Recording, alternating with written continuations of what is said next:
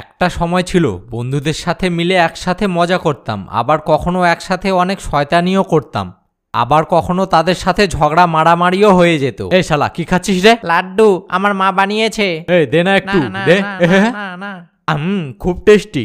ভাগ শালা ভিক। এই কি বললি রে? মুখ সামলে কথা বল।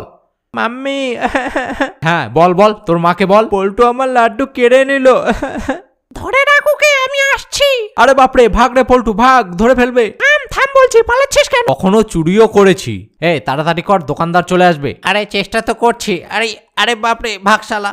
করছিস রে? প্যাকেটে মাছি বসেছিল কাকু, তাড়িয়ে দিলাম। ধীরে ধীরে বাবা মা আমার অত্যাচারে বিরক্ত হয়ে গেল, আর খেলাধুলার বয়সে আমার বিয়ে দেওয়ার সিদ্ধান্ত নিল। আর এই সিদ্ধান্তে আমার একদম মত ছিল না। তারপর একদিন হঠাৎ খবর এলো, পল্টু কালকে তোর বিয়ে। না, এটা হতে পারে না। এখন আমার খেলাধুলা করার বয়স, আমি বিয়ে করব না।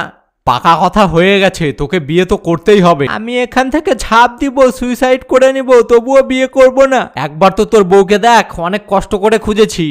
এটা হলো আমার হবু বউ। এ মুখে 1 কেজি আটা ময়দা মেখে নিজেকে বিশ্ব সুন্দরী মনে করে। তারপর আমাদের বিয়েটা হয়ে যায়। বিয়ের পর ভাগ শালা, নিজের কাপড়ও নিজে ধুতে পারে না, সারাদিন শুধু রিলস দেখে আর মেকআপ করে।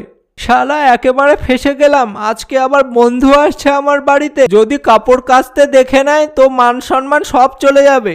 আরে শুনছো? হ্যাঁ হ্যাঁ শুনছি, বলো। তোমার বন্ধু এসেছে।